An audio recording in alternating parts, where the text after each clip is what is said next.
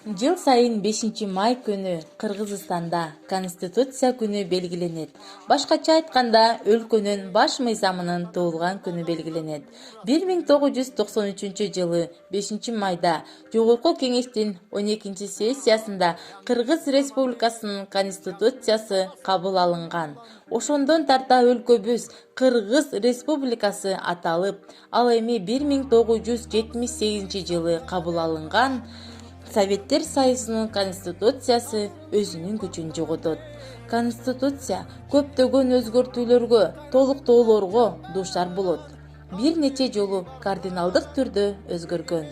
2003-жылы февраль айында, 2006-жылдын ноябрь жана декабрь айында, 2007-жылдын октябрь айында, ал эми 2010-жылдын апрель айында өлкөдө бийлик алмашып, натыйжада өлкөнү башкаруу убактылуу өкмөткө өтүп, конституциябыз дагы өзгөртүүгө туш болот. Анда өлкө парламенттик башкаруу формасын кабыл алат. Жаңы конституцияны кабыл алуу референдуму 2010-жылдын июль айында болуп, дал ушул конституция Кыргыз Республикасынын аймагында иштеп жатат. Көптөгөн дүйнө өлкөлөрүндө эле Кыргыз Республикасы үчүн конституция баш мыйзам болуп саналат.